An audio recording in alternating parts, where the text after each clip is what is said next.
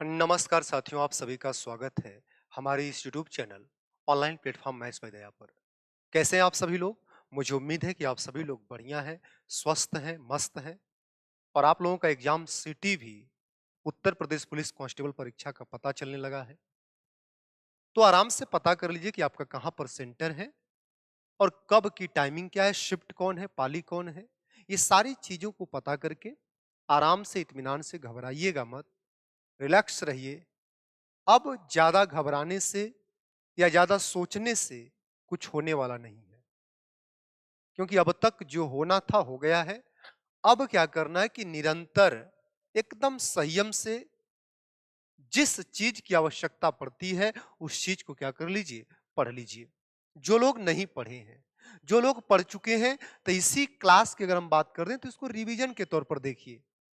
क्योंकि वीडियो को रिकॉर्ड करके मैं आपके सामने इसीलिए रख रहा हूं ताकि कम समय में पूरी बात आपके सामने रख दी जाए।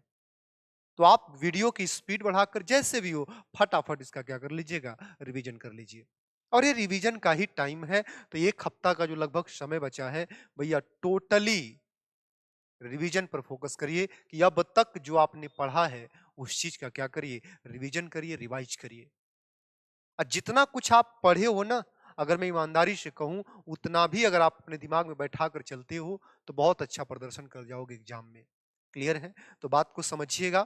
लेकिन जो लोग इस वाच्य टॉपिक को एकदम पढ़े ही ना हो और उनका हमेशा इस टॉपिक का सवाल पेपर में गलत हो रहा हो, चाहे प्रैक्टिस सेट की बात करें, प्रीवियस ईयर की बात करें, कि यहां से सवाल वाच्य से एक सवाल बनेगा आपके पेपर में 2 नंबर का और वो सवाल आपसे अभी भी गलत हो रहा है, तो उनके लिए बहुत जल्दी से मात्र 25-30 मिनट में इस सेशन को देख करके आप इसकी बारीकियों को समझ सकते हैं और फिर यहां से गलती आपकी नहीं होगी और आपका 2 नंबर फिक्स हो जाएगा।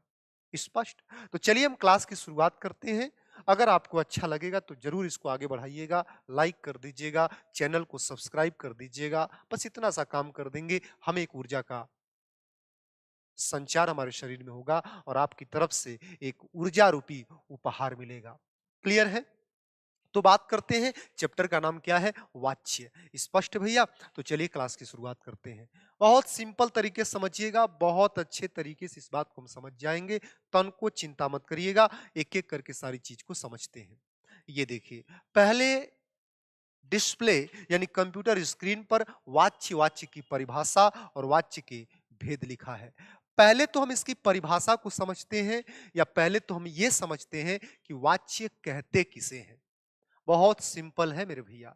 एक लाइन बोलूंगा और एक बात सुनेंगे आप और तुरंत समझ जाएंगे कि अच्छा यह वाच्य है।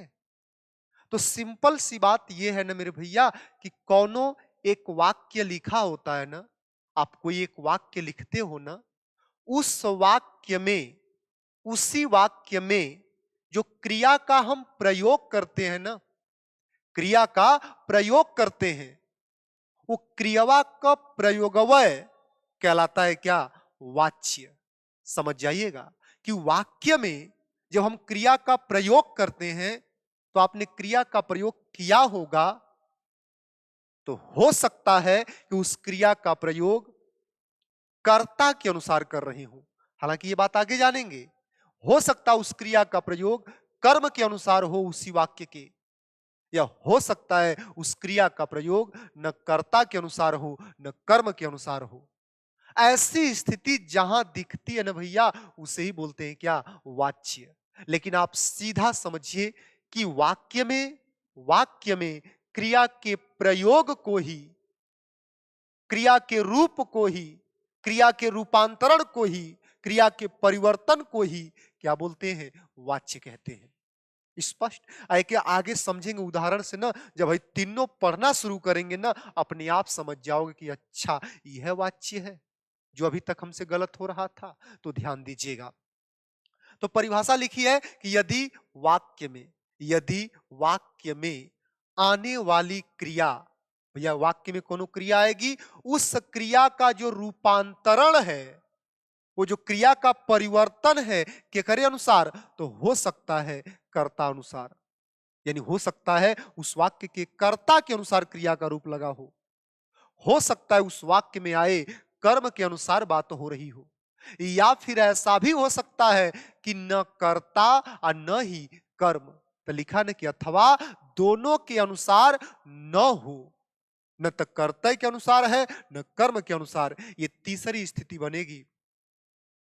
तो ऐसी स्थिति में उसे क्या बोलते हैं? वाच्य कहते हैं। यानी वाक्य में क्रिया का जो प्रयोग कर रहे हैं हम लोग, अब केकरे अनुसार करेंगे आगे पढ़ लेंगे, समझेंगे अभी, लेकिन इतना समझिए कि वाक्य में क्रिया का प्रयोग ही कहलाता है क्या?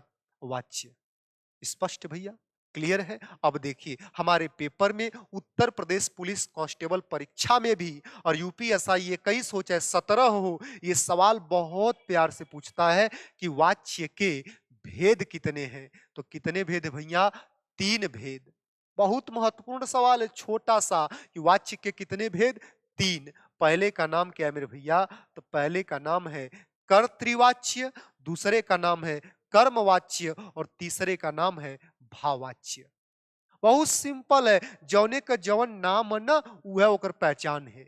हई ऊपरा का है कर्तृवाच्य, तो जब वाक्य में क्रिया न अगर कर्ता के अनुसार है तो उसे बोलते हैं कर्तृवाच्य।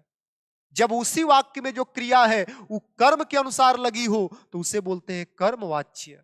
और जब उसी वाक्य में हो सकता है उसी वाक्य में जो क्रिया है न कर्ता के अनुसार है न कर्म के अनुसार है, ये दोनों के अनुसार नहीं है, तो उसे बोलते हैं क्या? भाववाच्य।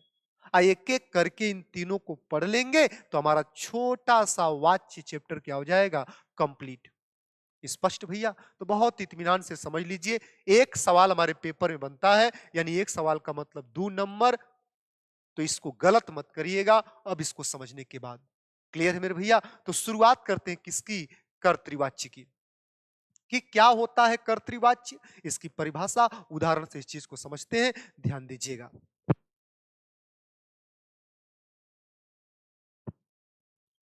ठीक है भैया? स्पष्ट? आवाज प्रॉपर जा रही है? बहुत बढ़िया। अब देखिए आते हैं कर्तृवाच्य पर।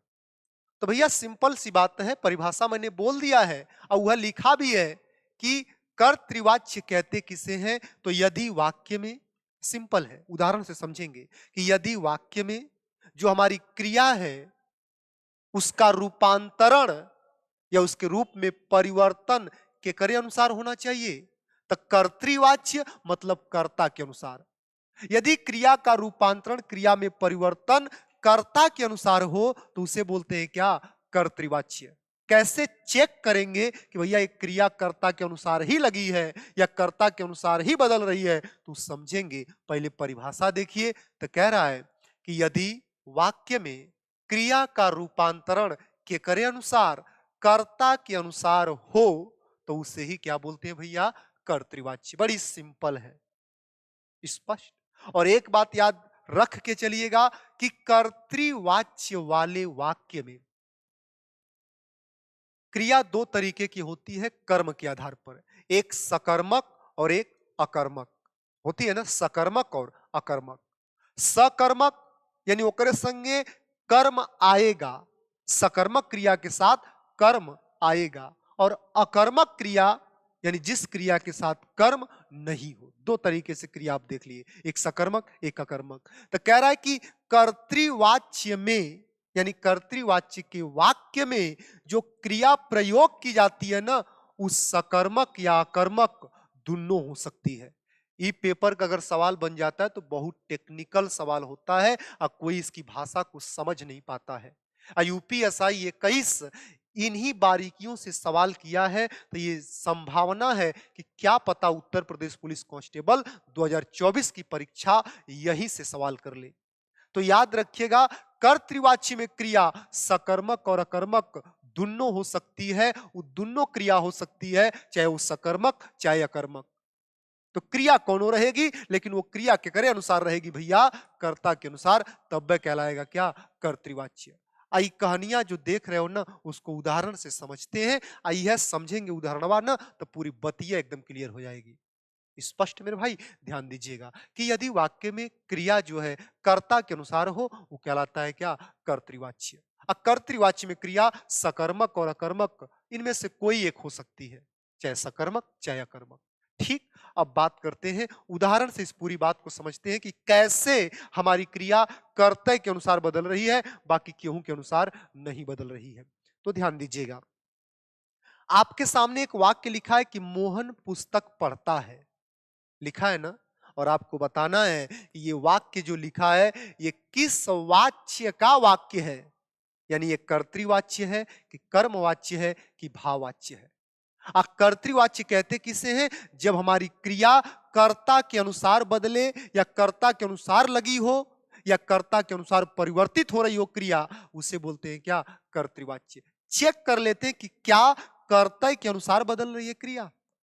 तो देखिए मेरे भैया, तो पहला काम है मेरे भाई कि इस जो लिखा है कि मोहन पुस्तक पढ़ता है, इस वाक्य में क्रिया क्या है मेरे भाई? क्रिया। तो आप बताओगे कि सर जी मोहन पढ़ने का काम कर रहा है, तो जो पढ़ता है ये लगा है, यह है हमारी क्रिया का रूप। कह देंगे ना, यह है ना क्रिया हमारी, पढ़ता है ये क्रिया का रूप है। स्पष्ट? क्लियर? अच्छा, तो ये तो हो गई क्रिया। अच्छा, इस क्रिया यानी पढ़ने का काम कर कौन रहा है? तो बड़ी संयम से बताओगे भैया पढ़ तो रहा है मोहन। तो क्रिया को जो करने वाला होता है ना, उसी को बोलते हैं क्या? कर्ता। है ना भैया? कर्ता। यानी पढ़ता है क्रिया और कौन पढ़ता है? तो मोहन। ये हो गया क्या? वाक्य का कर्ता। स्पष्ट? अब देखिए, मैं कहूं कि इस वाक्य में ये पुस्तक शब्द क्या है? ये पुस्तक शब्द क्या है? तो भैया मेरे, हमने कर्म की, हालांकि ये पुस्तक कर्म है, लेकिन लेकिन हम इसको कर्म की पहचान करना भी हम सीखे हैं हर जगह, ऑनलाइन या ऑफलाइन हर जगह, कि कैसे करते हैं कर्म की पहचान। तो मेरे भैया, हई मोहन करता है ना, अब पढ़ता है क्रिया ना, कर्तवा और क्रियवा के बीच में हमने रख दिया क्या? एक शब्द रख दिया क्या? रख दिया। कर्ता और क्रिया के बीच में क्या रख दिया? क्या? कर्ता कौन है? मोहन। क्रिया क्या है? पढ़ता है। तो एक सवाल बन गया कि मोहन क्या पढ़ता है? मोहन क्या पढ़ता है? तो जवाब क्या मिल रहा है भैया? तो भैया मोहन क्या पढ़ता है? तो मोहन पुस्तक पढ़ता है। तो भैया मेरे, जो जवाब मिलता है ना कि मोहन क्या पढ़ता है? पुस्तक। तो जो जवाब मिलता है ना, वह जबवय बन जाता है क्या? वाक्य का कर्म। अगर जवाब नहीं मिलता ना, जवाब नहीं मिलता तो उसे कहते भैया कि यहां कर्म नहीं है, ये कर्म नहीं है। लेकिन जवाब मिल गया क्या? पुस्तक। तो भैया क्या बोलेंगे? कि कर्म है। तो हमने पूरे वाक्य पहचान लिया कि ये हमारी क्रिया है, ये हमारा कर्म है और ये हमारा कर्ता है। अब ये देखना है कि क्या हमारा जो ये वाक्य है इसमें जो क्रिया का रूप है वो कर्ता के अनुसार लगी है कि कर्म के अनुसार। अगर कर्म के अनुसार होगा तो उसे कर्मवाच्य बोलेंगे, लेकिन अगर कर्ता के अनुसार होगा तो उसे क्या बोलेंगे? कर्तृवाच्य। इस चीज को समझते हैं। तो ध्यान दीजिए, पहला काम क्या करते हैं भैया? अब मुझे आप ही लोग बताइएगा कि जो ये लगा है पढ़ता है, क्रिया का रूप क्या है? पढ़ता है। आप मुझे बताओ कि ये एक वचन रूप है कि बहुवचन? तो भैया मेरे, अगर पढ़ते हैं होता तो बहुवचन, लेकिन पढ़ता है तो बोलेंगे मेरे भाई कि जो हमारी क्रिया है ना, ये क्या है भैया? एक वचन है। यस यानो मेरे भाई, एक वचन है।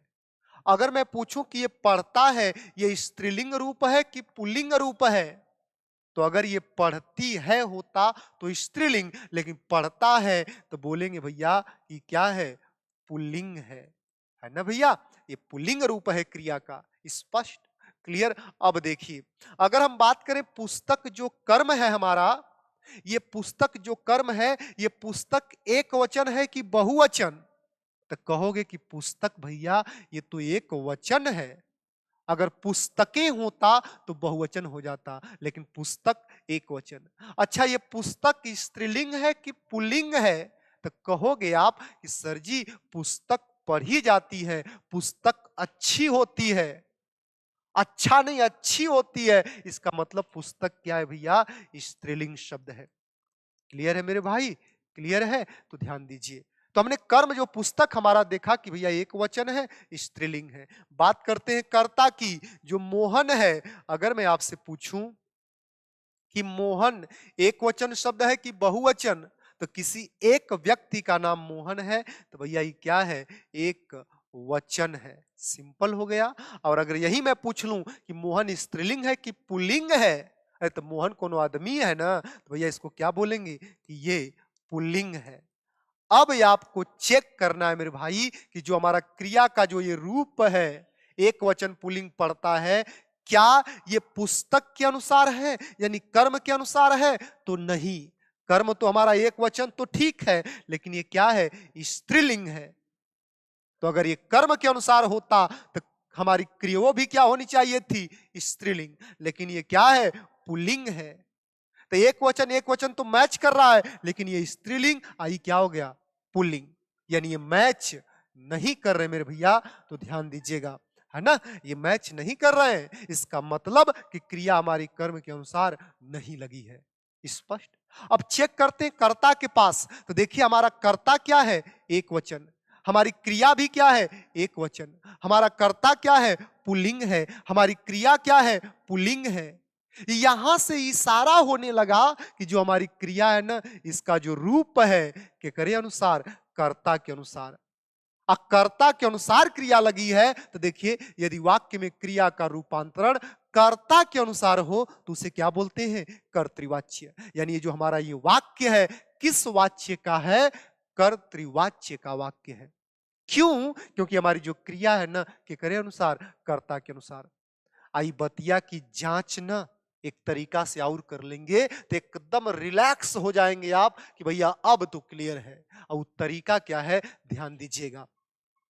अब देखिए, मैंने कह दिया कि जो क्रिया हमारी है ये मोहन कर्ता के अनुसार है, कि मोहन पुस्तक पढ़ता है, क्रिया का रूप पढ़ता है कि क्रिया अनुसार मोहन। हम एक बार क्या करते हैं ना कि ये जो हमारा कर्ता है ना, इसके रूप में परिवर्तन करते हैं। यानी मोहन कर्ता जो कि पुल्लिंग है, ये करे जगह पर हम एक कर्ता लेके आते हैं राधा, जो कि क्या है? स्त्रीलिंग शब्द है ना। अब मोहन की जगह हमने राधा कर दिया, तब हमारा वाक्य क्या वही रहेगा कि कुछ परिवर्तन होगा? तो क्या बोलेंगे कि राधा पुस्तक पढ़ता है? राधा पुस्तक पढ़ता है? नहीं। जब राधा कर्ता मोहन की जगह राधा को लेके आए, तो क्रिया बदल जा रही है। तो राधा पुस्तक पढ़ती है, राधा पुस्तक पढ़ती है। एक मतलब कि अब एकदम क्लियर हो गया कि भैया कर्ता को बदलने पर, कर्ता को बदलने पर क्रिया बदल रही है। यानी क्रिया का जो रूप है वो के करे अनुसार है, फिर कर्तव्य के अनुसार। तब कर्तवा को बदलने पर क्रिया क्या हो जा रही है? बदल जा रही है। यस या नो? यस या नो? तो इसका मतलब कि कर्ता के अनुसार है क्रिया लगी है, और जब कर्ता के अनुसार क्रिया लगी है तो वाच्य कौन है मेरे भाई? कर्तृवाच्य। तो डाउट होगा ना, तो मोहन की जगह राधा रखिए, क्रिया बदल रही है, इसका मतलब कि कर्ता के अनुसार क्रिया है, वाच्य कौन है हमारा? कर्तृवाच्य। स्पष्ट। देखना चाहते हैं आप कि क्या पुस्तक का कोई प्रभाव नहीं है क्या क्रिया पर? यानी कर्म का प्रभाव नहीं है क्या क्रिया पर इस वाक्य में? तो भैया मेरे, ये पुस्तक स्त्रीलिंग शब्द है ना, ये करे जगह पर, ये करे जगह पर आप स्त्रीलिंग शब्द है ना, ये करे जगह पुल्लिंग शब्द लेके आइए। तो पुस्तक स्त्रीलिंग है, ये करे जगह मैंने रख दिया क्या? पत्र। कौन सा शब्द है ये? पत्र। अब पत्र शब्द रखने पर क्या कोनो क्रिया पर प्रभाव पड़ेगा?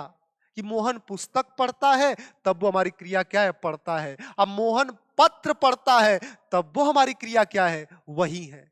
यानी कि कर्म में परिवर्तन करने पर क्रिया में कोनो परिवर्तन नहीं है। एक मतलब यहाँ कर्म की बातें नहीं है, यानी कर्म के अनुसार क्रिया लगी ही नहीं है।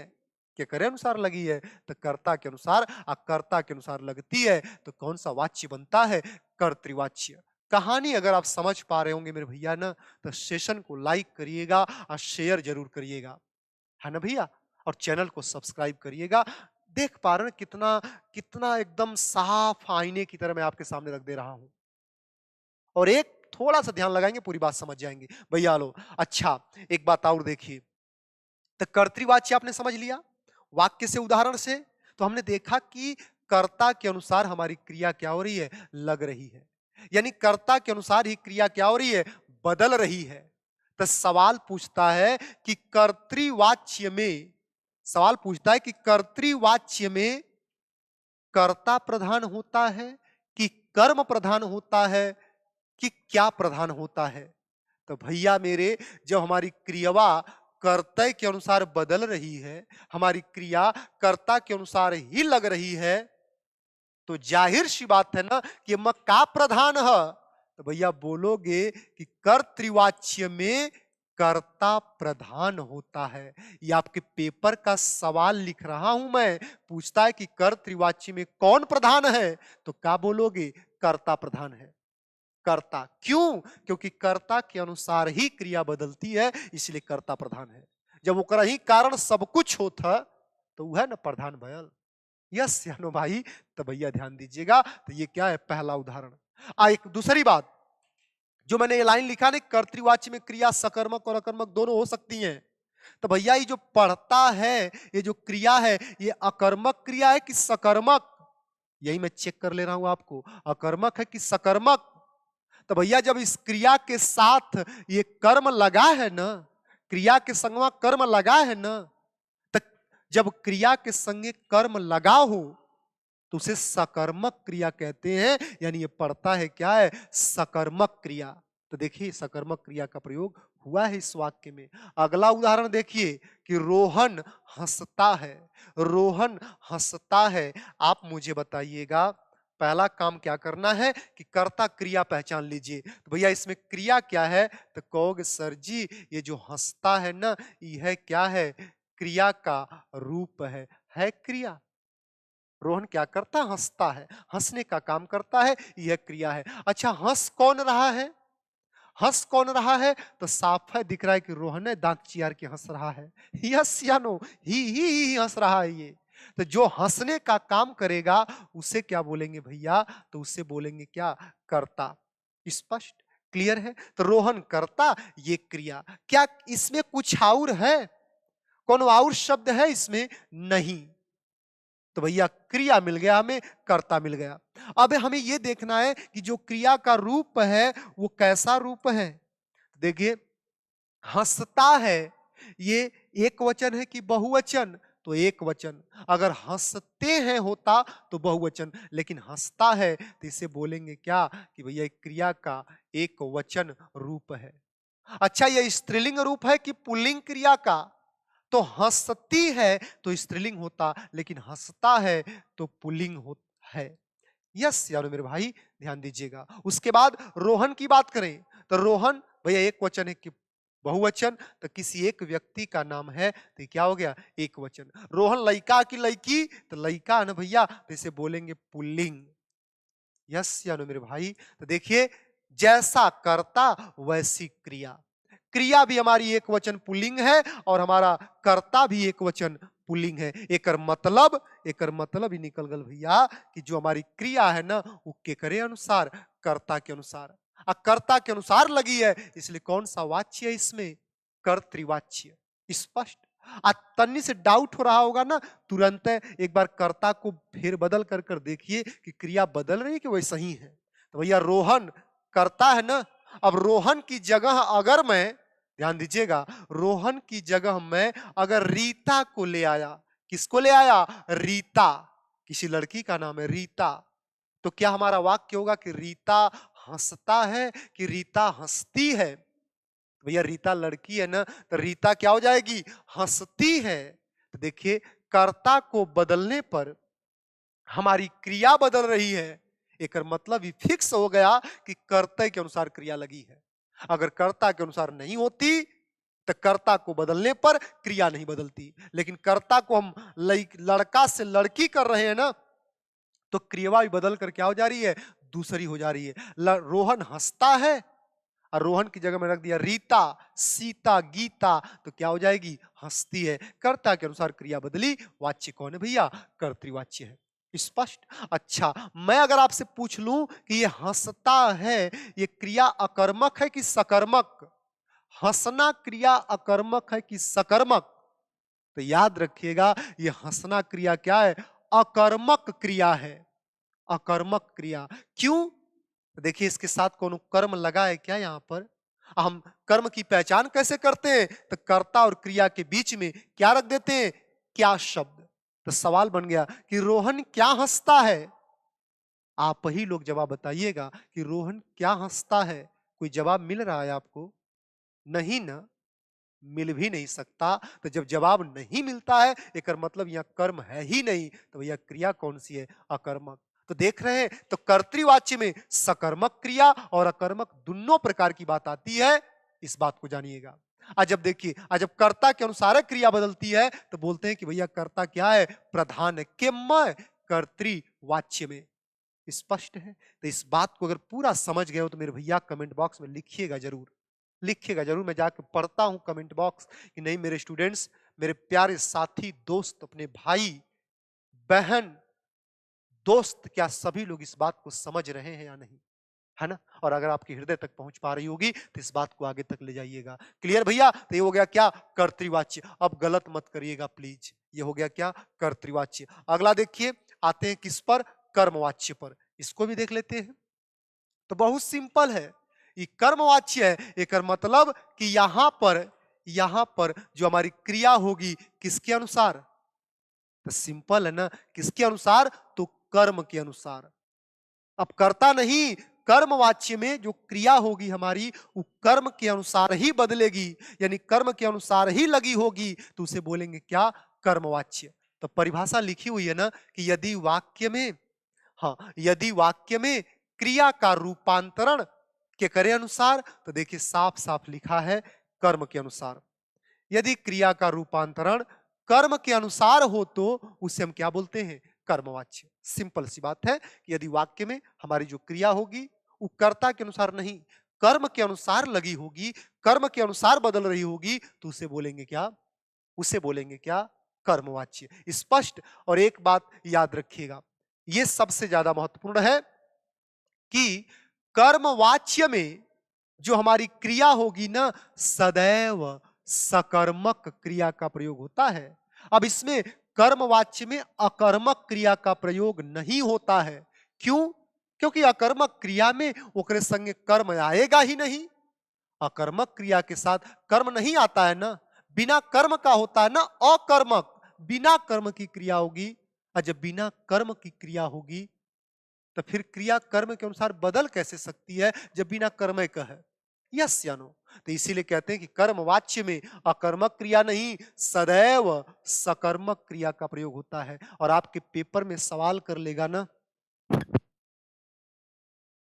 आपके पेपर में सवाल कर लेगा ना कि बताओ कर्म वाच्य में किस क्रिया का प्रयोग करते हैं, अकर्मक कि सकर्मक?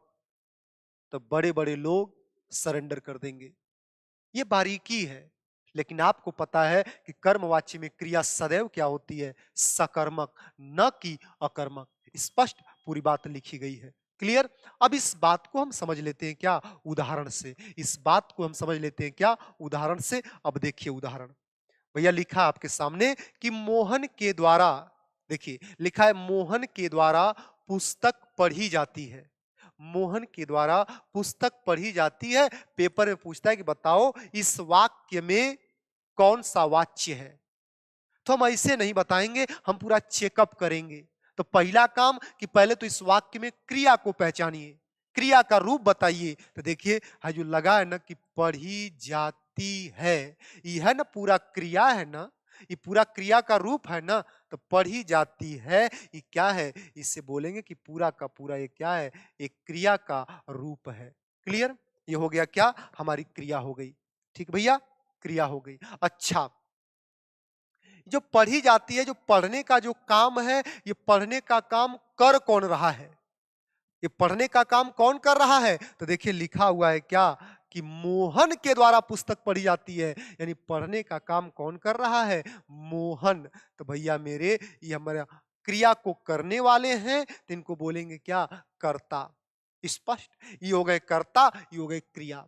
अच्छा, तो मोहन के द्वारा क्या पढ़ी जाती है? क्या पढ़ी जाती है? तो जवाब क्या मिल रहा है? पुस्तक पढ़ी जाती है। तो जो जवाबवा मिलता है ना, तो इसी को बोलते हैं क्या? इसी को बोलते हैं कर्म। यस या नो? कर्म। कि मोहन के द्वारा क्या पढ़ी जाती है? पुस्तक। जवाब मिला पुस्तक, यह क्या है? कर्म है। स्पष्ट। अब देखिए, हमें क्रिया मिल गई, कर्म मिल गया और कर्ता मिल गया। हमें चेक करना है कि क्या हमारी जो क्रिया है वो कर्ता के अनुसार है कि कर्म के अनुसार।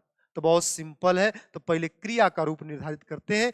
पढ़ी जाती है, ये एक वचन रूप है कि बहुवचन? अगर होता कि पढ़ी जाती हैं तो ये बहुवचन हो जाता, लेकिन पढ़ी जाती है तो भैया ये क्या है? एक वचन है। स्पष्ट।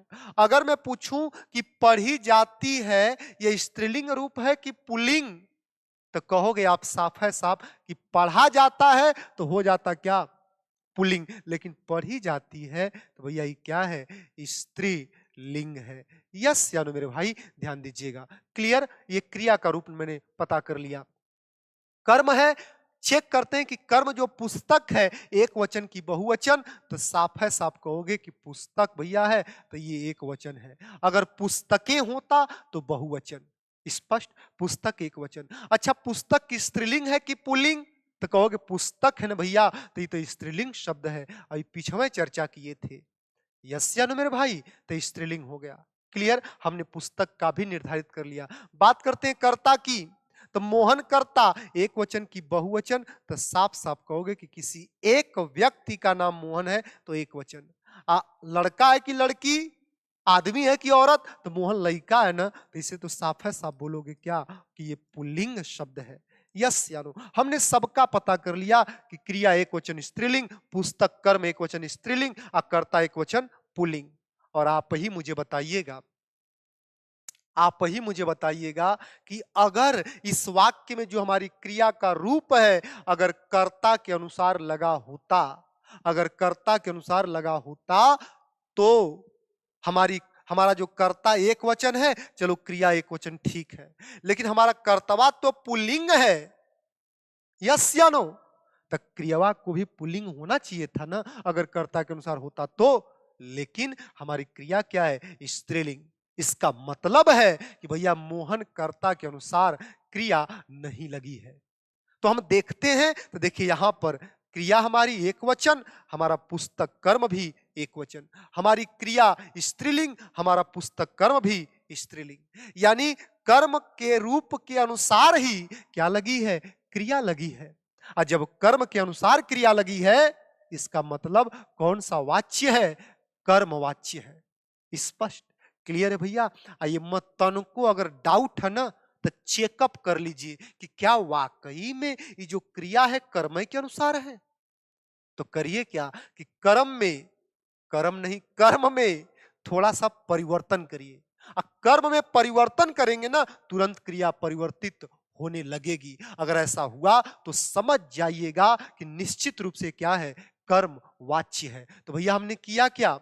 देखिएगा, मोहन के द्वारा पुस्तक पढ़ी जाती है। अब पुस्तक स्त्रीलिंग शब्द है ना, तो एक करे जगह पर, ध्यान दीजिएगा, एक करे जगह पर मैंने क्या कर दिया? पुस्तक की जगह पत्र रख दिया। क्या रख दिया भैया? पत्र रख दिया। अब वाक्य पढ़िए कि मोहन के द्वारा पत्र पढ़ी जाती है कि मोहन के द्वारा पत्र पढ़ा जाता है? भैया लो, मोहन के द्वारा जैसा ही पुस्तक की स्त्रीलिंग की जगह हम पत्र पुल्लिंग शब्द लेके आए, तो मोहन के द्वारा पत्र पढ़ी जाती है नहीं। अब वाक्य सही और शुद्ध बनेगा कि मोहन के द्वारा पत्र पढ़ा जाता है। इसका मतलब कि कर्म को बदलने पर हमारी क्रिया बदलने लग रही है। इसका मतलब है कि कर्म के अनुसार क्रिया लगी है, तो कौन सा वाच्य है? कर्मवाच्य। अब पूछता है पेपर में कि कर्मवाच्य में बताओ, कर्ता प्रधान है कि कर्म प्रधान है कि क्या प्रधान है? तो भैया कर्मवाच्य में जब कर्म के अनुसार पूरी कहानी बदल रही है, कर्म के अनुसार पूरी कहानी बन रही है, तो बोलते हैं कि कर्मवाच्य में क्या प्रधान है? कर्म प्रधान है ना भैया? ध्यान दीजिएगा, कर्म क्या है मेरे भाई? तो कर्म प्रधान है? समझ पा रहे हो? ये खूब बहुत महत्वपूर्ण सवाल है पेपर का कि कर्मवाच्य में क्या प्रधान होता है? कर्ता की कर्म। तो भैया कर्मवाच्य में जब कर्म के अनुसार पूरी बात हो रही है तो क्या प्रधान है? कर्म प्रधान है। स्पष्ट मेरे भैया? क्लियर है भैया? ध्यान दीजिएगा। तो ये होता है क्या? कर्मवाच्य। अगर आप पता है आप कर्ता को बदलोगे ना, मोहन की जगह राधा लेके आओगे, मोहन की जगह राधा लेके आओगे ना, क्रिया पर कौनो दिक्कत नहीं होगी। भैया मोहन के द्वारा पुस्तक पढ़ी जाती है, चाहे कहिए कि राधा के द्वारा पुस्तक पढ़ी जाती है, कर्ता को बदलने पर क्रिया पर कौनो असर नहीं है। क्यों? तब कर्ता के अनुसार थोड़ी क्रिया लगी है, कर्म के अनुसार लगी है। तो कर्म बदलेंगे तो क्रिया बदलेगी, कर्ता बदलोगे कुछ नहीं होगा। कर्ता के अनुसार बदलने पर कुछ होता तो कर्तृवाच्य में चला जाता, हम कर्मवाच्य में बात नहीं कर रहे होते। इसका मतलब राधा का कोनो प्रभाव इस पर है ही नहीं। स्पष्ट भैया? दूसरा उदाहरण देखिए। तो दूसरा उदाहरण क्या कर रहे हैं भैया? ध्यान से देखिएगा। लिखा है पेपर में, लिखा है उदाहरण कि पत्र लिखा जाता है। पूछ रहा है कि बताओ ये वाक्य जो लिखा है पत्र लिखा जाता है, ये कौन सा वाच्य है? कर्तृवाच्य, कर्मवाच्य कि भाववाच्य? तो भैया मेरे पहला काम क्या है? तो पहला काम यह है कि उसमें क्रिया को पहचानिए। तो पत्र लिखा जाता है, तो लिखा जाता है ये पूरा का पूरा जो है ना, ये क्रिया का रूप है ना भैया? क्रिया का रूप है। स्पष्ट? लिखा जाता है पूरा का पूरा क्रिया का रूप है। अच्छा, आप ही मुझे बताइएगा कि लिखा जाता है, पत्र लिखने का काम हो रहा है, ये लिखने का काम कर कौन रहा है? लिखने का काम कर कौन रहा है इस वाक्य में? है कुछ? क्या पत्र लिख रहा है क्या? क्या लिखने का काम पत्र कर रहा है क्या? तो सामान्यतः ऐसे वाक्य में जब लोगों से पूछा जाता है कि बताओ इस वाक्य में कर्ता क्या है, तो वो क्या करते हैं कि उनको पहले ही दिख जाता है पत्र। तो उनको लगता है कि वाक्य की शुरुआत में जो शब्द आता है पत्र या कोई भी शब्द, यह कर्ता होता है। वो मूल बात को नहीं समझते कि कर्ता हम उसे कहते हैं जो क्रिया को करे, यानी क्रिया को करने वाला कर्ता कहलाता है। लेकिन लोग क्या करते हैं सामान्यतः कि पहले लिखा तो यह करता है। नहीं मेरे भैया, बुद्धि का दिमाग करिएगा एकदम तरीके से। हाई क्रिया है, लिखा जाता है ना, तो लिखने का काम कौन कर रहा है कोई यहां पर? नहीं है। तो जब नहीं है, पता नहीं कौन लिख रहा है या किसके द्वारा लिखा जा रहा है या कौन लिखने का काम कर रहा है, नहीं पता, तो इसका मतलब इस वाक्य में कर्ता नहीं है। स्पष्ट? तो हमें कर्मवाच्य में कर्ता चाहिए भी नहीं। मत आओ भैया, तुम रहो अपने घर, हमको कर्ता की आवश्यकता ही नहीं है। तो इसलिए एग्जामिनर थोड़ा सा चालाकी किया है। ऐसे सवाल पेपर में दिखते होंगे और सबसे अच्छी बात है कि आप previous year model test practice set देते होंगे, तो ऐसी बातें निकल के आती होंगी सामने। स्पष्ट? हाँ, तो भैया लिखने वाले का नहीं पता है, लेकिन क्या लिखा जाता है? क्या लिखा जाता है? तो ये पता है भैया कि क्या लिखा जाता है। तो भैया पत्र। तो जो जवाब मिला ना कि क्या लिखा जाता है? पत्र। तो जो जवाब मिला ना, ये हो गया क्या इस वाक्य का? कर्म। तो ये हो गया कर्म, आई हो गई क्रिया। स्पष्ट? क्लियर है? अब हम देख लेते हैं, कि क्या हमारे हमारी क्रिया का जो रूप है कर्म के अनुसार है। तो लिखा जाता है, एक वचन है कि बहुवचन? तो साफ है, साफ बोलोगे एक। लिखे जाते हैं तो हो जाता बहुवचन, लेकिन लिखा जाता है एक वचन। अच्छा, ये स्त्रीलिंग रूप है कि पुल्लिंग? तो लिखी जाती है होता तो स्त्रीलिंग, लेकिन लिखा जाता है तो भैया इसको बोलेंगे क्या कि तो पुल्लिंग है। यस यानो मेरे भाई, ध्यान दीजिएगा। स्पष्ट मेरे भैया? क्लियर है? अच्छा, तो ये हो गया क्रिया का एक वचन पुल्लिंग है। अब पत्र की बात करें तो पत्र एक वचन है कि बहुवचन? तो याद रखिएगा क्या है भैया? एक वचन। स्पष्ट मेरे भाई? अच्छा, स्त्रीलिंग है कि पुल्लिंग है? कंफ्यूज मत होइएगा, पत्र शब्द पुल्लिंग होता है, ध्यान दीजिएगा। क्लियर है मेरे भैया? तो इहो एक वचन पुल्लिंग है और क्रियवो एक वचन पुल्लिंग है। एक मतलब कि कर्म के अनुसार क्या लगी है? क्रिया लगी है। और जब कर्म के अनुसार क्रिया लगी हो तो वाच्य क्या है? कर्मवाच्य। स्पष्ट मेरे भैया? क्लियर है? अगर आपके मन में डाउट आ रहा होगा कि कैसे कर्म के अनुसार है ना, आइए चेक कर लेते हैं। क्या करिए भैया? तो क्या करिए कि ये जो कर्म है ना, ये जो कर्म है, ये कर्म जो है ना पत्र, ये करे जगह पर, ये करे जगह पर एक बार चिट्ठी लिख कर देखिए। एक बार चिट्ठी। तो भैया हमने क्या लिख दिया? चिट्ठी लिख दिया। क्या लिख दिया? चिट्ठी। अब पत्र की जगह मैंने चिट्ठी ला दिया, तो वाक्य देखिए क्या वही है कि कुछ बदल रहा है? तो देखोगे क्या चिट्ठी लिखा जाता है? चिट्ठी लिखा जाता है कि चिट्ठी लिखी जाती है? तो आप ही बताओगे कि चिट्ठी लिखी जाती है। चिट्ठी स्त्रीलिंग है ना, तो चिट्ठी पढ़ी जाती है, चिट्ठी लिखी जाती है। यस या नो? तो चिट्ठी लाने पर यानी कर्म के लिंग वचन में लिंग में परिवर्तन करने पर क्रिया भी बदलने लग रही है, तो चिट्ठी लिखा जाता है नहीं, चिट्ठी अब लिखी जाती है होगा। यानी कर्म बदलने पर क्रिया बदल रही है। एक मतलब कि 100% तय है कि जो हमारी क्रिया लगी है कि करे अनुसार, कर्म के अनुसार। और जब कर्म के अनुसार है तो वाच्य कौन है भैया? कर्मवाच्य है। स्पष्ट, क्लियर है? और जब कर्म के अनुसार पूरी कहानी हो रही है तो कर्मवाच्य प्रधान कौन है? कर्म प्रधान है। स्पष्ट मेरे भैया, ध्यान दीजिएगा, इस बात को समझिए। आगे बढ़ जाते हैं तीसरे भेद पर। मुझे उम्मीद है कि आप सभी लोग इस बात को समझ पा रहे हैं। ठीक है भैया, ध्यान दीजिए। अगला देखिए, अगला क्या आता है? भाववाच्य। ये बहुत आसान है। क्या है मेरे भैया? भाववाच्य। इसमें क्या होगा, गौर से सुन लीजिएगा। भाववाच्य में जो हमारे वाक्य की जो क्रिया होगी ना, जो हमारे वाक्य की क्रिया होगी ना, वो क्रिया न तो कर्ता के अनुसार और न ही कर्म के अनुसार, न वो कर्ता के अनुसार लगी होगी और न ही कर्म के अनुसार लगी होगी। और ऐसी स्थिति जहां मिल जाए ना, उसे अखिया मूंद के नहीं, अखिया खोल कर कहिएगा क्या कि वो भाववाच्य है। कि जहां पर क्रिया न कर्ता के अनुसार लगी हो न कर्म के अनुसार, तो क्या बन जाता है? भाववाच्य। उदाहरण से समझ लेंगे पूरी बात। परिभाषा लिखा है कि यदि वाक्य में क्रिया का रूपांतरण न न कर्ता के अनुसार हो और न ही कर्म के अनुसार हो, तो ऐसी जगह पर कौन सा वाच्य भैया? भाववाच्य है। स्पष्ट मेरे भाई, ध्यान दीजिएगा। एक बात और समझिएगा, ये हमारे पेपर यूपीएसआई 21 में पूछ चुका है कि भाववाच्य में किस क्रिया का प्रयोग करते हैं, अकर्मक की सकर्मक? यूपीएसआई 21 का सवाल है ये कि भाववाच्य में अकर्मक क्रिया का प्रयोग करते हैं कि सकर्मक? तो ध्यान दीजिएगा, भाववाच्य में अकर्मक क्रिया का प्रयोग करते हैं। मस्तिष्क में छाप कर चलिएगा कि भाववाच्य में कौन सी क्रिया? अकर्मक क्रिया का प्रयोग करते हैं। स्पष्ट मेरे भैया? तो ये हो गया क्या? परिभाषा और छोटी सी बात। और देखिए, सबसे आसान चीज कर देता है ये पहचान भाववाच्य की। अगर हम भाववाच्य के पहचान की बात करें, ध्यान दीजिएगा, तो हमारे जो भाववाच्य का जो वाक्य होगा ना, तो लिखा है कि वाक्य प्रायः नकारात्मक होते हैं। क्या होते हैं भैया? नकारात्मक। यानी भाववाच्य का जो उदाहरण होगा वो नकारात्मक वाक्य होगा। स्पष्ट। दूसरी पहचान है, इस पहचान से पेपर यूपीएसआई 21 में सवाल बन चुका है और आप लोग प्रैक्टिस सेट हमारे साथ भी कर रहे होंगे या कहीं का भी प्रीवियस उठाए होंगे तो आपको दिखा होगा। पूछता है कि भाववाच्य में क्रिया कैसी रूप होती है?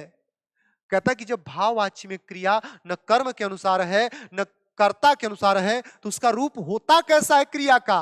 तो देखिए, क्रिया जो है हमारी सदैव एक वचन, सदैव एक वचन और पुल्लिंग। तो क्रिया का रूप जब कर्ता के अनुसार न लगा हो, कर्म के अनुसार न हो, भाववाच्य। और जो फिर भाववाच्य में जो क्रिया का रूप इस्तेमाल होगा तो वो एक वचन होगा और क्या होगा? पुल्लिंग, सदैव। तो पूछता है कि बताओ किस वाच्य में क्रिया सदैव एक वचन पुल्लिंग होती है? तो कौन सा वाच्य है? भाववाच्य है। स्पष्ट मेरे भैया, ध्यान दीजिएगा। और तीसरी पहचान और आसान कर देता है मेरे भाई कि मुख्य क्रिया से पहले उस वाक्य के, भाववाच्य का जो भी वाक्य होगा, उस मुख्य क्रिया से पहले क्या लगा होता है? से लगा होता है। इससे भी पहचान हम कर ले जाते हैं। से लगा होता, देखेंगे अभी उदाहरण से, देखिए ना, वहां उदाहरण इंतजार कर रहा है आपका। और चौथी पहचान है कि वाक्य का अंत प्रायः जाता शब्द से होता है। यानी जाता क्रिया शब्द से होता है वाक्य का अंत। तो ये चार पहचान भाववाच्य को एकदम हल्का कर देती है। और इसमें से अगर आप ध्यान रखते हो तो सवालों का जवाब बहुत जिम्मेदारी के साथ दे सकते हो आप। स्पष्ट मेरे भैया, ध्यान दीजिएगा पहचान। इस पहचान में ना एक सबसे बड़ी चीज जो है, ये दूसरी बात कि क्रिया सदैव एक वचन पुल्लिंग होती है। इस सवाल पेपर में बन चुका है, बनेगा तो आप जवाब दीजिएगा प्लीज। और भाववाच्य में कैसी क्रिया, तो अकर्मक क्रिया का प्रयोग होता है। ठीक, स्पष्ट। अब इस पूरी बात को ना हम उदाहरण से समझ लेते हैं ताकि हमारी बात क्लियर हो जाए। ध्यान, ठीक है भैया, ध्यान दीजिए। देखिए पहला उदाहरण आपके सामने लिखा है, क्या लिखा है कि दादी जी से चला नहीं जाता। दादी जी से चला नहीं जाता, इस वाक्य में पूछ रहा है कौन सा वाच्य है। तो भैया मेरे, पहले तो देखिए कि हम उसमें क्या क्या है। तो देखिए भैया, इसमें क्रिया क्या है, तो देखिए कह रहा है चला नहीं जाता। ये पूरा क्या है, क्रिया है। यानी मुख्य क्रिया की बात करें तो क्या है मेरे भाई, चला शब्द। ये क्या है, क्रिया है। ओके, स्पष्ट, ठीक। अच्छा, किसके द्वारा चलने की बात हो रही है या किसके चलने की बात हो रही है, तो कहोगे भैया चलने की बात जो हो रही है वो दादी जी से। तो चलने का काम करेगा कौन, दादी जी। यानी इस वाक्य का कर्ता क्या हो गए, दादी जी। स्पष्ट। आज चला क्या है भैया, ये मुख्य क्रिया है, यानी हम कह सकते हैं क्या, ये क्रिया है। स्पष्ट, ये क्रिया मिल गया, ये कर्ता मिल गया। आप मुझे बताओ, क्या इस वाक्य में कर्म मौजूद है, तो बिल्कुल नहीं। इसमें आपको कर्म दिखाई भी नहीं देगा। क्यों, क्योंकि जो चलना क्रिया है ना, जो चलना क्रिया है ना, वो कैसी क्रिया है, अकर्मक क्रिया। अकर्मक क्रिया के साथ आपको कर्म नहीं दिखता है। अकर्मक क्रिया के साथ कर्म होता ही नहीं है, तो दिखेगा कहां से। तो जब क्रिया अकर्मक है तो कर्म जो नहीं दिख रहा है ना, कारण ही है कि चला जो क्रिया है वो क्या है, अकर्मक। स्पष्ट, क्लियर। तो भैया कर्म है ही नहीं, तो कर्म की चिंता है ही नहीं। हाँ, कर्ता दिख रहा है, क्रिया दिख रहा है। स्पष्ट। अब मैं आपसे पूछता हूं, हमें चेक करना है कि क्या ये जो क्रिया का रूप है चला नहीं जाता, ये जो क्रिया लगी है पूरी, ये कर्ता के अनुसार तो नहीं है ना। तो देखिए भैया, हमारी जो क्रिया है अगर चली होता तो स्त्रीलिंग होता, लेकिन चला है तो ये क्या है मेरे भैया, ये क्या है, पुल्लिंग है। चले होता तो बहुवचन, लेकिन चला है तो एक वचन, तो हम बोलेंगे कि हमारी जो क्रिया है एक वचन है, चला है तो पुल्लिंग है। अगर चली होता तो क्या हो जाता, स्त्रीलिंग। तो क्रिया हमारा एक वचन और पुल्लिंग। और दादी जी, ये जो कर्ता है भैया एक वचन है, चलो ठीक है, दादी जी की बात हो रही एक वचन।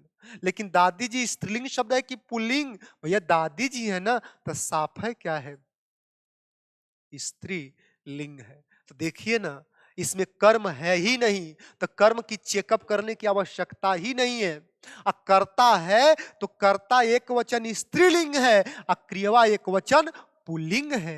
एक मतलब कि कर्ता के अनुसार क्रिया नहीं लगी है, कर्म है ही नहीं, कर्म आएगा ही नहीं, कर्ता के अनुसार क्रिया है ही नहीं। एक मतलब कि इस वाक्य में जो क्रिया है न तो कर्ता के अनुसार और न ही कर्म के अनुसार। एक मतलब जब ऐसी स्थिति आ जाए तो कौन सा वाच्य, भाववाच्य। और देखिएगा सबसे बड़ी चीज क्या है कि चेक करना है कि क्या कर्ता के अनुसार सच में क्रिया नहीं लगी है। तो दादी जी की जगह पर मैंने क्या रख दिया है, दादाजी। दादी जी की जगह मैंने कर दिया क्या, दादाजी। अब स्त्रीलिंग से कर दिया पुल्लिंग, लेकिन देखिए क्रिया पर कोनो प्रभाव पड़ा, एकदम नहीं। तो मैं कहूंगा कि दादी जी से चला नहीं जाता या दादाजी से चला नहीं जाता। दादी जी से दादाजी किए, लेकिन चला नहीं जाता और चला नहीं जाता ये कह है, कोनो परिवर्तन नहीं हुआ है। इसका मतलब कि कर्ता के अनुसार क्रिया लगी ही नहीं है, तो कर्ता बदलने पर क्रिया बदलेगी क्यों, कर्म है ही नहीं। तो इसका मतलब कि क्रिया का रूप न कर्ता के अनुसार न कर्म के अनुसार, तो भैया ऐसी जगह पर कौन सा वाच्य है, भाववाच्य है। स्पष्ट मेरे भैया, क्लियर है। ध्यान दीजिएगा, अब जो पहचानवा लिखे हैं ना, एक बार उसमें खोजिए। तो पहली पहचान क्या है कि वाक्य प्रायः नकारात्मक होते हैं। तो दादी जी से चला नहीं जाता, नहीं शब्द आया, नकारात्मक है, पहली पहचान ओके है। दूसरी कह रहा है क्रिया सदैव एक वचन पुल्लिंग होती है। देखिए क्रिया एक वचन पुल्लिंग है, क्रिया एक वचन पुल्लिंग है, यानी दुसर्गियों पहचान ओके है। तीसरा है कि मुख्य क्रिया से पहले से लगा होता है। देखिए मेरे भैया, चलना, चलना यह मुख्य क्रिया है ना, एक पहले क्या लगा है, से।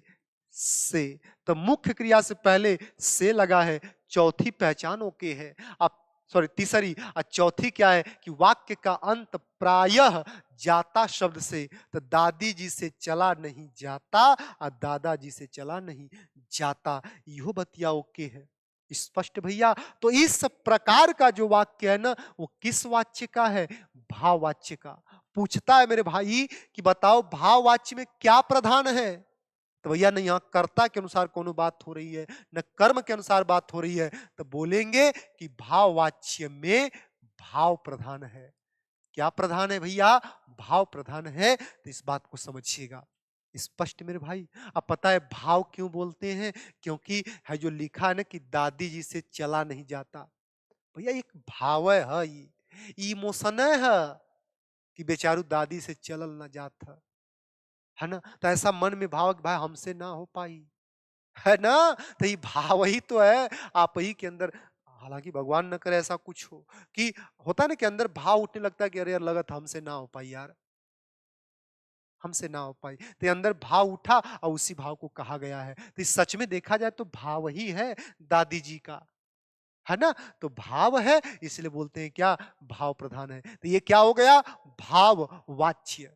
तो आपने तीनों वाच्य देखा, कर्तृवाच्य में क्रिया कर्ता के अनुसार, कर्मवाच्य में क्रिया कर्म के अनुसार, और भाववाच्य में क्रिया न कर्ता के अनुसार न कर्म के अनुसार। और सारी बात उदाहरण के साथ मैंने आपके सामने रख दिया है। और ये हमारा क्या पूरा वाच्य। और आपके पेपर में एक सवाल यहां से बनता रहा है। स्पष्ट भैया। लेकिन सबसे बड़ी बात बताऊं कि पूरी बतिया का निचोड़ बस 3 लाइन। ये जितना पढ़े अभी ना, इसका निचोड़ मात्र 3 लाइन भी अगर आप अपने दिमाग में बिठा के चलते हो ना, तो वाच्य का कोनो सवाल आपसे गलत नहीं होगा। और वो 3 लाइन है क्या, तो एका न लिखल है ट्रिक के माध्यम से, ट्रिक के माध्यम से लिखा हुआ है मेरे भाई कि कर्तृवाच्य, ध्यान दीजिएगा, कर्तृवाच्य क्या होगा, तो जब वाक्य में, भैया हेलो ध्यान दीजिएगा, कि जब वाक्य में कर्ता के बाद, आपके सामने वाक्य लिखा होगा ना पेपर में, तो उस वाक्यवा में देखिएगा कि क्या कर्ता के बाद आपको ने कारक चिन्ह दिख रहा है क्या। स्पष्ट।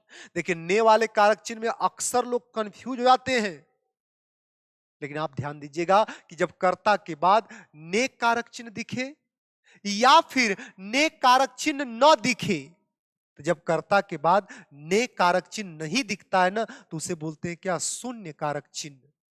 ये बात समझ पा रहे हो कि नहीं। जैसे लिखा है ना, उदाहरण देखिए, जैसे लिखा है कि मोहन, मोहन पुस्तक पढ़ता है, लिखा है भैया। इस वाक्य में कर्ता कौन है, तो पढ़ने का काम मोहन। क्या मोहन के बाद कौनो कारक चिन्ह है, क्या मोहन के बाद ने कारक चिन्ह है, नहीं है, नहीं है ना। तो जब नहीं है ना, तो इसी को बोलते हैं क्या, कि यहां पर कौन सा कारक चिन्ह है, शून्य कारक चिन्ह। बड़ी सिंपल है, ज्यादा गूढ़ा गणित नहीं। कारक में उस चीज पर चर्चा कर चुके हैं। आप इतना डायरेक्ट समझिए कि जब कर्ता के बाद ने कारक चिन्ह न हो, तो उसे बोलते हैं क्या, शून्य कारक चिन्ह। और जब होगा तो कहेंगे भैया ने कारक चिन्ह। तो भैया कर्तृवाची की पहचान क्या है, कि जब कर्ता के बाद ने कारक चिन्ह दिखे या फिर ने कारक चिन्ह न दिखे, तो उसे बोलते हैं शून्य कारक चिन्ह। ऐसी स्थिति जहां मिली, आराम से कह दीजिएगा क्या, कर्तृवाच्य। स्पष्ट मेरे भाई। ध्यान दीजिए, कुछ नहीं सोचना है, बोल दीजिए क्या, कर्तृवाच्य। दूसरे की पहचान देखिए, कर्मवाच्य में, तो भैया क्या होगा वहां पे, कि कर्ता के बाद, कर्ता के बाद कौन सा कारक चिन्ह, के द्वारा, कर्ता के बाद के द्वारा कारक चिन्ह दिखे, तो बोलिएगा क्या, भैया कौन सा वाच्य है, कर्मवाच्य। समझ पा रहे, बड़ी सिंपल है कि कर्ता के बाद के द्वारा कारक चिन्ह दिखे, कर्मवाच्य। या फिर कभी कभी आप देखोगे कि कर्मवाच्य के वाक्य में कर्ता का लोप हो जाता है। कर्मवाच्य के वाक्य में कभी कभी आपको कर्ता दिखाई ही नहीं देगा, कर्ता होगा ही नहीं, तो समझ जाइएगा कौन सा वाच्य है, कर्मवाच्य है। बड़ी सिंपल बात है, मैंने कह दिया कि कर्मवाच्य में अगर कर्ता है और उसके बाद के द्वारा दिखा, कर्मवाच्य। और जब कभी भी कर्मवाच्य के वाक्य में कर्ता है ही नहीं, कर्ता का लोप हो गया, कर्ता छुप गया, तब वो कौन सा वाच्य है, कर्मवाच्य है। स्पष्ट मेरे भैया। और आगे देखिए, भाववाच्य की बात करें तो इसमें कर्ता रहेगा, इसमें कर्ता रहेगा और कर्ता के बाद कौन सा कारक चिन्ह, से। कर्ता के बाद से कारक चिन्ह। और जरूरी क्या है कि भैया वो नकारात्मक रूप में हो, यानी कि नकारार्थक हो। तो ऐसी जगह पर कौन सा वाच्य है, भाववाच्य है। इस बतिया को समझ जाएंगे ना, एक को सवाल वाच्य का आपसे गलत नहीं होगा। थोड़ा सा विवेक का इस्तेमाल करिएगा। अब बाकी इस तो ट्रिक है, अब पहलवा हम तीनों बतिया समझे बड़ी विस्तार से। क्लियर है भैया? तो ध्यान दीजिएगा, ये पूरा हमारा क्या रहा, वाच्य चैप्टर रहा। और अगर आपके लिए फायदेमंद साबित हो रहा होगा, भैया हाथ जोड़ करके विनती है कि थोड़ा सा इसको क्या कर दीजिएगा, साझा कर दीजिएगा। इस छोटी सी मेहनत को आप बस इसको तवज्जो दे दीजिएगा, इतना ही मेरे लिए क्या है, बहुत है। बाकी मुझे कुछ और चाहिए ही नहीं। स्पष्ट भैया? तो मुझे उम्मीद है कि आप लोग इस चैप्टर को बहुत अच्छे तरीके से समझा पढ़ा जाना होगा और आपके लिए कहीं ना कहीं ये फायदेमंद और प्रभावशाली साबित होगा। इस बात की मैं उम्मीद करता हूं। अगर होगा तो कमेंट बॉक्स में लिखिएगा जरूर। स्पष्ट मेरे भैया? क्लियर है भैया? तो इस बात को थोड़ा सा रिमाइंड करिएगा। अगर पीछे जाकर हम बात करें ना, कहां से, तो कर्तृवाच्य से। देखिए है लिखा है ना कि मोहन पुस्तक पढ़ता है, मोहन के बाद कौन कारक चिन्ह है, नहीं है। तो कर्ता के बाद ने कारक चिन्ह नहीं आया, यानी शून्य कारक चिन्ह। वाच्य कौन है, कर्तृवाच्य है। यस्यानो है, देखिए कर्ता है, के बाद ने कारक चिन्ह नहीं दिखा, शून्य कारक चिन्ह। कौन सा वाच्य है, कर्तृवाच्य। अगर ने कारक चिन्ह दिख जाता कर्ता के बाद, तब वो क्या बोलते, कर्तृवाच्य। एकदम क्लियर होना चाहिए। ये रहा क्या, कर्तृवाच्य। आगे देखिए, कर्मवाच्य में यहां मोहन के द्वारा पुस्तक पढ़ी जाती, कर्ता कौन है, मोहन। एक बाद क्या आ गया कारक चिन्ह, के द्वारा। तुरंत बोलिए क्या, कर्मवाच्य। और यहां देखिए पत्र लिखा जाता है, क्या यहां पर कर्ता है आपके सामने, कर्ता का लोप हो गया ना, कर्ता है ही नहीं। तो भैया ये वाक्य क्या है, कर्मवाच्य का। स्पष्ट भैया? तो ध्यान दीजिएगा, कभी कभी पूरा वाक्य न लिख करके अगवा का बस हैया लिख देगा कि पुस्तक पढ़ी जाती है, कौन सा वाच्य है, क्या बोलोगे, कर्मवाच्य। क्यों, क्योंकि इसमें कर्ता है ही नहीं। तो भैया क्या हो जाएगा, ये कर्मवाच्य। स्पष्ट। भाववाच्य की बात करें तो सीधी सी बात थी, कर्ता के बाद क्या दिखेगा, से कारक चिन्ह। कर्ता के बाद से और नकारात्मक रूप हो, भैया कौन सा वाच्य है, भाववाच्य है। स्पष्ट, क्लियर भैया? तो चलिए, बहुत बहुत धन्यवाद आप सभी को कि आप, मुझे उम्मीद है कि इस बात को आप पसंद करेंगे, लाइक करेंगे, शेयर करेंगे, चैनल को सब्सक्राइब भी करवाएंगे। तो चलिए आपसे लेता हूं विदा, मिलते हैं कुछ और नए टॉपिक के साथ। तो इन लास्ट दिनों में देखिए थोड़ा सा क्या ना कि ये रिकॉर्डेड डालने का एक कारण और भी है ना कि कमालपुर जो जिस मार्केट में हमारा संस्थान है, यहाँ पे वाईफाई कनेक्शन टूट चुका है। जो वायर आता है ना, वो वायर ही टूट चुका है। कल पिछले मुझे लगता है कल कल से ही, कल सुबह से ही अगर बात करें या परसों शाम से उसकी रिपेयरिंग चल रही है और अभी तक ठीक नहीं हुआ।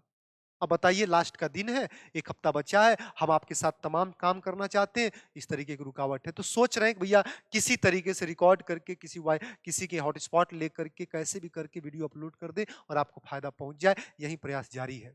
स्पष्ट मेरे भैया? क्लियर है? तो चलिए आपसे लेते हैं विदा। बहुत बहुत धन्यवाद। ख्याल रखिए अपना, एकदम पॉजिटिव रहिए, डरिए मत। जो होना होगा हो जाएगा। डरेंगे तो जो अच्छा भी होने की उम्मीद है वो भी खत्म हो जाएगी। तो डरेंगे तो नुकसान होगा। रिलैक्स रहिए। जितना आपने कर लिया पढ़ाई, बहुत हो गई।